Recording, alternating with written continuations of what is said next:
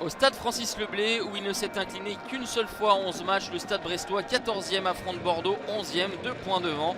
Après avoir enchaîné 2 succès en début d'année, les hommes de Dalloglio ont subi une lourde défaite 3-0 à Dijon il y a quelques jours. Le rebond est donc attendu face aux Girondins qui gagnent en solidité avec 4 points pris en 2 matchs et 2 clean sheets à la clé. Pour autant, les Girondins n'ont remporté qu'un seul de leurs 6 derniers matchs, un nul et 4 défaites. Et ils vont donc essayer de sortir un gros match à Francis Leblay. Ça commence plutôt bien. À la 10e minute de jeu, le service de Depréville est parfait pour la tête de Wang. 4e réalisation pour le Sud-Coréen qui a le bon timing et la précision nécessaire pour mettre ce ballon hors de portée de Gauthier Larsonneur. Ça rebondit sur le poteau du gardien brestois avant de rentrer. La réaction des Finistériens avec ce ballon dans la surface de réparation.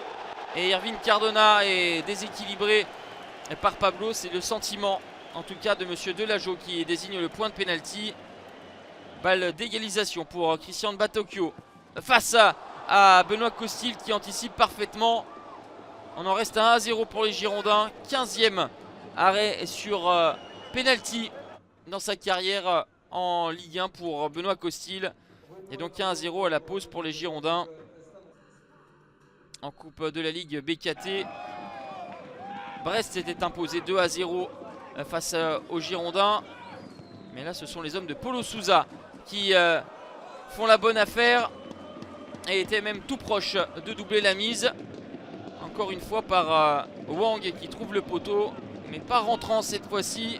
Larsonneur qui est vigilant dans un angle fermé sur cette frappe de Nicolas Depréville. On avance dans cette partie, 68e minute. Geste non maîtrisé de Jean-Charles Castelletto sur Adli. Carton rouge directement sorti pour le Brestois. La faute est grossière. Il va rester plus de 20 minutes à jouer en infériorité numérique pour les hommes de Dalloglio. Bordeaux insiste. La frappe de Bašić, elle est terrible de son pied gauche.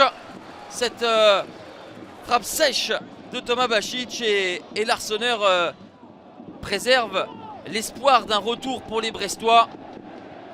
10 minutes de la fin, le ballon de Barthélémy dans la surface, la remise de la tête de Duverne et c'est le malheureux Loris Benito qui marque contre son camp.